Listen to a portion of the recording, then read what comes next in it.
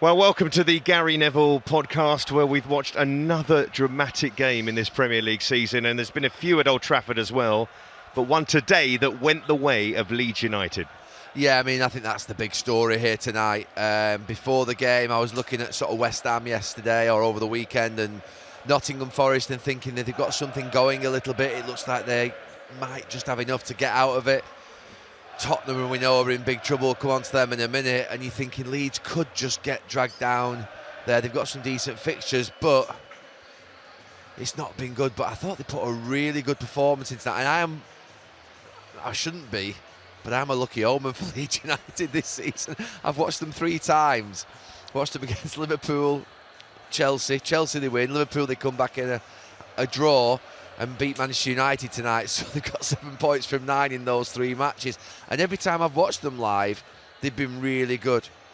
You know, not just really good in the terms of their passion, their commitment, but their patterns, the way in which their sort of system, they've got it worked out. I mean, I was there, that was the first full game against Chelsea that they played that 5 at the back. I think they might have gone to it in the City game just before that on the Saturday. So second half, I think. Yeah, second half. So it was very early on in the days of the system. But what I think the system, look, the reason I'm not a great fan of the system is because usually to find wing backs that can do the sort of equal attacking and defending bit is really difficult. But I actually think Bogle and Goodmanson, when they play, they do it fantastically well. And they go forward real energy and threat. And it gives them a bit more solidity with the 3 and Ampadu in front. So I do think it suits them. And I just think tonight, first half, I mean, they were absolutely wonderful. That is a performance that I don't think Tottenham are capable of. And that's the scary thing for Tottenham. Not just the 6 points, by the way, that Leeds United have gone clear of them tonight, but the actual performance levels that they've put in. They're nowhere near that. You watched Spurs yesterday against Sunderland, and it's a set of ingredients that don't go together. A concoction of misfits, you know what I mean? It just doesn't. And yet you watch Leeds there tonight and there's a balance and there's a flow, and they had to dig in the second half, and they found it difficult when actually Manchester United went to 10 men and they started throwing caution to the wind. And Manchester United have got 3 or 4 really good forward players that can cause problems with Bruno Fernandes feeding them. So yeah, no shame in that, but overall it was a wonderful night for them, and I think that does secure Premier League survival for Leeds United this season, because the confidence that they'll get from that. I think, is that the first time they beat Manchester United in the league for how long? Away from home. Away Since from 1981. 45 years. Yeah, I don't know about I was the alive, maths on yeah, that one, I was live then. 1981, 45 years since Leeds have won here at Old Trafford. Obviously they beat us in the FA Cup a few years ago, we'll not mention that. But yeah, they fully deserved it. They could have been 3 or 4-0 up at half-time. The Tanaka one just before, I think Calvert-Lewin in the first couple of minutes where he slides in.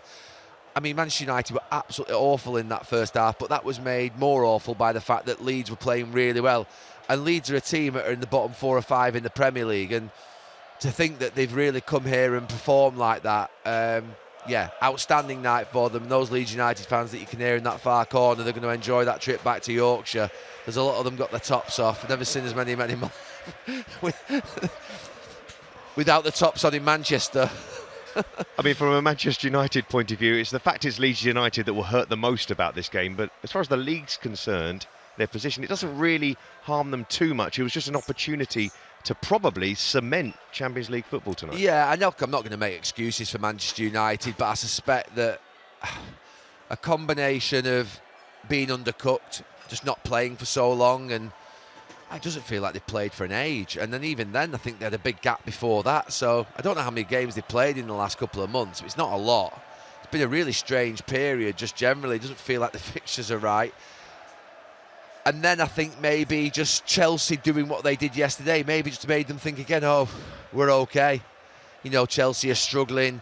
We're now 7 points clear. You know, beat Leeds at home tonight. Let's just rock up at Old Trafford in front of 70-odd thousand. Let's enjoy ourselves. We had a couple of weeks off. Let's play and sort of go around them. And I don't know if I mentioned to you before the game, I mentioned it to them over there. When I saw the Manchester United team, I looked at it and thought, wasn't sure about it.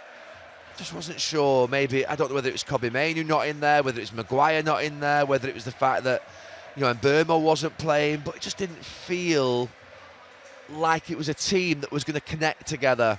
And maybe it is the Agati-Casemiro partnership in midfield, which I think Michael Carrick probably has to do because it's the two he's got and it's the hand he's been dealt. But it's not a partnership that is ever going to work. I mean, it's just not. Casemiro's been a world-class player, and there were times tonight, to be fair, when he was driving the team forward and he scored a wonderful goal, so it's nothing against him at all. But Agati's been well short since he come to the club, and if he's going to play alongside someone, he needs really a football player alongside him, so because he's really sort of limited on the ball, and I think he's not played for United for a long time. Michael Carrick's not starting him in a game, so that means that your midfield's blocked in terms of play. You've then got, obviously, Šeško up front, who I think is more of a target man than someone who I think links. And I always think when you've got Ahmad and Mbeumo, Cunha, Fernandes, there's a fluidity to it where there's a lot of movement. When Šeško plays, Manchester United are very different. He brings something different.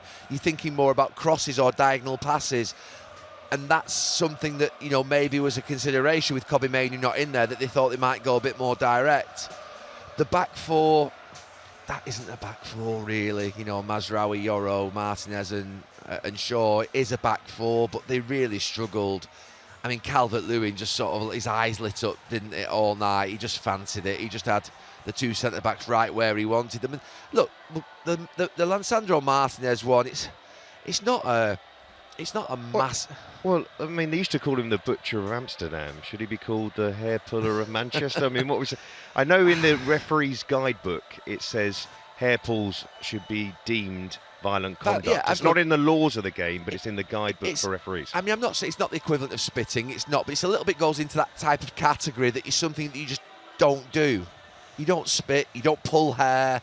They're just things that you know you get a red card for. And just speaking to Graham Lassalle going off, it's a bit soft because it's a little bit of a thing, but it's a little bit like, it's a technical red card. It's not a violent conduct. I mean, let's be clear, but it's one of those things that I don't think football players like as professionals. You know, you don't pull someone's hair. You know, you don't spit at them. You know, you just don't. So it's that type of thing. And yeah, I mean, he was obviously going to get sent off the minute that it was spotted by VAR. So it is what it is. So they go without him now for 3 games, would that be? That'd be 3 games for Martinez. And they're still waiting to see how long Harry Maguire will be out for his red card. He's still waiting for a decision on that, how many games it will be. So the back four wasn't good enough. Let's be clear. From minute one, you know, they let balls get played in behind them. They had runners in behind them. They physically got out-muscled. They didn't look like they were connected.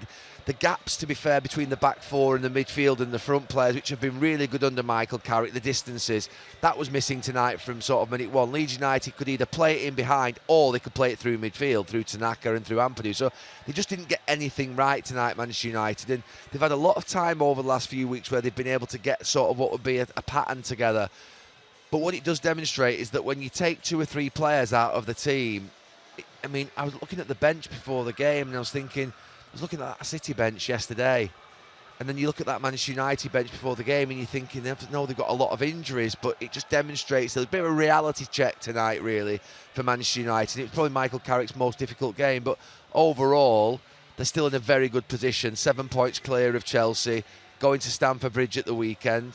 Not to be complacent about anything, but I think Manchester United will be okay and will get Champions League football. But that just showed a little bit tonight of sort of how far they are away in some ways, because you lose 2 or 3, 4 players out of the team and all of a sudden it looks a little bit awkward and a little bit clumsy and not connected and no combinations. And I've liked a lot of what I've seen under Michael Carrick when they've had the likes of Mount with Fernandes and then Mbeumo and Ahmad and Cunha. And then I think Šeško coming off the bench and providing that little bit of a battering ram type status, I think brings something as well. So tonight, just the fact that they didn't have that ordinary spine of Mbeumo, of Kobbie Mainoo with Casemiro and with Maguire there, it just felt that before the game I thought they weren't quite right. You thought it could be a little bit odd, but I never expected that Leeds United would play like that. And neither did Manchester United think that Leeds United had that in them. From a football perspective, yeah, you've got no complaints if you're a Manchester United fan here tonight. You know you've been deservedly beat and still could have got back into it, by the way, because I think that they actually did well with 10 men. I thought that they fought hard and could have had actually a couple of goals. They were actually at their best when the backs were against the wall with 10 men, and I think Michael Carrick will be proud of that bit, the fact that they demonstrated some character and some personality when really it could have been quite difficult and Leeds could have gone away and sort of counted and scored a third and a fourth. Well, now for something completely different. We know Jamie Carragher in the Monday Night Football studio was picking his best central midfielders, the greatest central midfielders of the Premier League era. Asking you to do the same, Gary, and I want you to rank them. If you give us your 5 greatest Premier League central midfielders from 5th to number 1. Starting with your 5th best. Well, there's a couple of things to start with. The list that I got sent through had the likes of David Silva on there and Kevin De Bruyne, and I would put, particularly Kevin De Bruyne, I mean, David Silva was wonderful. I'd put Kevin De Bruyne up there in some of the greatest Premier League players I've ever seen, but I wouldn't have him as a central midfield player. So I'm going to think more traditionally about players that I've seen as central midfield players that I believe have had the biggest impact and influence on the Premier League, who've played that position with dominance and with sort of skill and technical ability. So the 5th on my list, and I had a long list sent to me from our man this afternoon. In terms of influence and impact, the 5th player that I'm going to choose is Rodri. A Ballon d'Or winner, a treble winner, multiple Premier League title winner, Euros winner, won three League Cups, an FA Cup obviously, an outstanding player, plays that position wonderfully well, and he goes in. And look, I'm factoring in here influence, personality, skill, technical ability, what they've won, and in the particular way that he plays, is he the best to have played it in the Premier League? He's been the best in the world. I mean, that's why he won the Ballon d'Or. He's been the best in the world in his position up until that sort of knee injury, and obviously he's had an unfortunate sort of break from the game, and now he's come back and doing well. But he was the best in the world for 2, 3, 4 years, and miles ahead of anybody. When he first came to the Premier League, I actually wasn't convinced in that first season. He looked a little bit sort of like a bit heavy, a little bit not quite sort of mobile enough, and not really anything like special at all. And then all of a sudden, he just turned into a very special midfield player at the heart of a treble winning team, playing for Pep Guardiola and holding and knitting that team together. And there was a period where that sort of famous graphic wasn't the with and without Rodri graphic, because he never used to lose a football match. So I think just generally, I mean, he's been in the Premier League now how long? For 5 years. So, I think if Rodri had been in the Premier League maybe for 10, 12 years, that you'd be probably pushing him up into that sort of, you'd be challenging the players that I'm going to name in sort of 1, 2 and 3. So what about 4? Number 4 for me is Steven Gerrard. Do you think Jamie put him at 4? Or? I don't think so. But, I mean, look, there's reasons why I've put him at 4. I mean, look, to be in the top 5 in the central midfield. One, because he didn't always play central midfield. Sometimes I feel that when he was at his best, the best Liverpool team that I played against, I feel, was when he was playing as a number 10, when he was sort of driving forward. He was playing, obviously, behind Mascherano and Alonso for a season or 2, connecting with Torres, and I thought he was excellent there. I thought some of the most danger that he caused us in our time was when he sort of played off that right hand side. He played there for a season or 2 as well, and then towards the end under Brendan he went very deep and played sort of in that 4-3-3 where he wasn't a central midfield player in a 2, and I'm sort of thinking there that he played deeper in sort of that quarterback role. And I think, I can't remember who he had in front of him now, the 2 players. One was Jordan Henderson and the other, I can't remember. But so I'm thinking, Steven Gerrard, a monumental player, someone who I feel that if you were, again, a little bit like De Bruyne, I don't class, I mean, he was a central midfield player, more of a central midfield player than De Bruyne, and that's why I'm not categorising De Bruyne in this competition, because I don't think he's a central midfield player. I think he's more of a sort of what would be a right channel type player, and it's more of a modern position. And I think Steven, to be fair, at times played in different positions. So for me, I'm going to go Steven Gerrard, number 4. Is it Coutinho you might have been thinking of? Maybe. Played in that 3 in midfield with Suarez and Sterling. Yeah, it could be Coutinho and Henderson, and then Lucas Leiva was around that period as well. Anyway, we're going off point. Number 3. So number 3 is the person who I say was the best football player that I ever played with at Manchester United. But I'm talking about sort of generally measuring this from a point of view of impact in the Premier League and aura and presence. So this player was the most beautiful football player, controlled every single game for us, and was the best player individually that I ever played with. But he also had periods in his career where he played off the front in a sort of 3, or he played as a number 10, and that's Paul Scholes. He was an incredible player, 11-time Premier League winner, 2 times Champions League winner, special player, someone who I think when he finally went back into central midfield and played there for 6, 7, 8 years at the end of his career was so special. And the reason I've dropped him down in this list behind sort of the 2 I'm going to name next is because he didn't play there all his career. He sort of played there for most of the back end of his career, and then he's formed a brilliant player. He was just so special. He's different. Those players just don't come along. And he controlled football matches, and I've always tried to explain when we've had this argument in the past between who's the best. To control a football match is everything out there.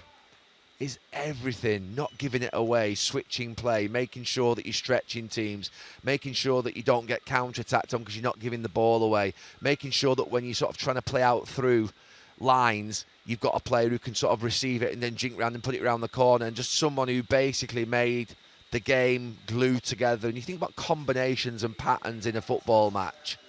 Paul Scholes enabled that for us. He enabled everything in that. So the likes of Giggs or Ronaldo or Bex or Wazza or whoever else it was, York, the reason they could do what they were doing was because they had this connection, this ability to have this sort of what would be mind reader of an intelligence that could connect the whole team together. So for me, yeah, he goes as number 3. Yeah. And so that leads us to the top 2. I have a sneaky suspicion I know who are in the top 2, but what's your order? The next player that I'm going to say is the most influential midfield player, the best midfield player in Premier League history, is Patrick Vieira. Just because of what he did for Arsenal, the presence, the spirit, the titles. Yeah. Is there a modern player like him? I mean, No. they're not really like that type of. You don't see that type of player as much anymore, do we? No, the top 2, I think, to be fair, are very different. They're mountains out on the football pitch. They're captains. They're leaders. They're great football players. They're the best defender in the team. They're the best attacker in the team. They're the people who stand up and say, give me the biggest guy on corners. They're the people who you feel safe when you've got in front of you. I'm sure the Arsenal team, when he was in that midfield, felt like he was a giant. And so for me, yeah, Patrick Vieira goes in at number 2 in terms of sort of what would be the all-time central midfield players, just purely because of his presence and his sort of, great tackler, great runner, quick, couldn't get the ball past him, couldn't take him on one-on-one, would get across to anything. Fantastic player. So when you come up against a player like Patrick Vieira, you need somebody in your team, I would suggest, who can stand up to in that respect. Who's your number 1, Gary? Ugarte. No, the number 1 is Roy Keane. I don't think there's ever been a more influential football player in the Premier League, full stop. In fact, I'm absolutely convinced there's not. I've never seen anybody drive a team forward with the standards that he had. An incredible attacking player. I've said it again, similar traits to Vieira, but I think a level up when it comes to sort of, he was a goal scorer. He's a good header of the ball in both boxes. He's a good tackler. He's a great runner and quick. Absolutely lightning quick, but with power. A good fullback, a good one-on-one defender, a good man marker in the box, someone who had the ability to compose himself in the final third, someone who could wrap passes through the lines into players like Dwight York or Eric Cantona or Paul Scholes or Wayne Rooney in the pockets in the number 10 positions, and that was really important in a different way than Paul Scholes would. Paul Scholes would do it in a very sort of different technical type, but Roy Keane would really just wrap those passes in, always look forward, and a great captain. So for me, he's the number 1 Premier League midfield player. And to be fair, I think if Jamie Carragher is selecting the number 1 central midfield player in Premier League history, you can't choose anybody else but Roy Keane, really, and I don't think many would. And do you think Roy's underappreciated in a global sense? You think of the European stage and those nights against the great European players of that time. Because the longevity, you've spoken about that in regards to Rodri. I mean, Roy did it for a far longer period of time, and you think of Forrest as well.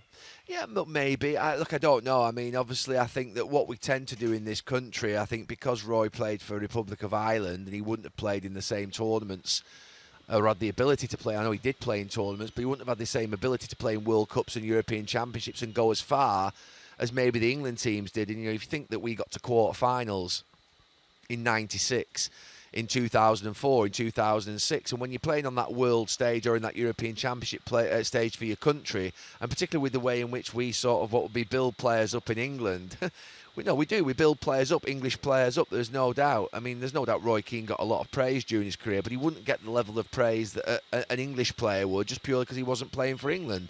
So I think that for me, maybe, they say that, don't they, about players like George Best. Never played in a big tournament. Mark Hughes, Ian Rush, Ryan Giggs. These great players who maybe, they've certainly influenced European football and Champions League football, and they've had great careers in Champions League football. But when you play in the World Cup and the European Championships, maybe there's that little bit more sort of what would be, magic dust sprinkled on you, and particularly if you're English. So I think there's an element of that, but let me be clear, Roy Keane is better than any single player that I ever played for with England in terms of central midfield player. And the only player that I'd put near him, and to be fair, he's very different, is Gaza. Gaza's absolutely unbelievable. But Gaza, a different type of central midfield player who, again, sort of did that. And there's some brilliant midfield players that I've not got in this top five. Incredible midfield players. I mean, Paul Ince was an unbelievable midfield player, and sort of find it hard to leave him out of the top five because of the influence that he had. And there are others. There are some great players. Xabi Alonso when he was at Liverpool, but he just wasn't there long enough. Lampard. Frank Lampard. Again, I left Frank out because purely of the fact that if you said to me who's the sort of biggest goal-scoring influence from midfield, Frank Lampard comes into it. But he was very much of the, again, I know that some of them have played in a 3, but I was looking for more of players that have played in a 2, and I don't know why. Maybe that's just my thinking of it. The idea that sort of De Bruyne, Lampard, if you're talking to me about the biggest influence of sort of what will be attacking players who've played in this sort of area of the pitch, and David Silva, I'm going for a different type. I'm going for players who've played mainly in a 2. I know Rodri, he's playing in a 2 at the moment with Bernardo Silva for City, but he's sometimes played in a 3. But he's played always in central midfield. He's not been sort of over on the right. He's not been sort of in the pockets. He's always been in that sort of position. So I've just thought of it more traditionally in the 5 that I've selected. Gerrard makes it because he did play in there at times, but the reason he's not probably further up is because he did move around and flirt with the right side of midfield and number 10 in different positions. So, yeah, they're the ones I'm going for. I'm unequivocal and emphatic that it's Keane and Vieira. When you talk about influence, doesn't take away from the fact that the most talented player that I ever played with at United was Paul Scholes. But when you talk about sort of Premier League and sort of wider influence of Premier League storytelling and narrative, I think Keane and Vieira, you can't really move away from them. And I would always just have Roy Keane ahead of Patrick Vieira. That may be because I played with Roy, some would say, if you're an Arsenal fan. I don't think so. I just think he was just a little bit ahead of Patrick. But you're talking about, like, the best, and then a little, you're talking about up here. So you're talking about Ronaldo and Messi of central midfield in sort of Premier League history type stuff. You know what I mean? You're not talking about, there's no bad here. Everything's good if you're that quality. And of your top 5, you'd have played with and against 4 of them. And Yeah. you've seen plenty of Rodri close at hand, so I think you're well placed to make these sort of judgments. Thank you, Gary. Yeah, and I also am not as biased as Jamie Redknapp. Thanks for that. Sorry, Jamie Redknapp. Jamie Carragher, sorry. Sorry, Jamie Redknapp. Jamie Carragher. Sorry, I'll repeat that line. I'm not as biased as Jamie Carragher.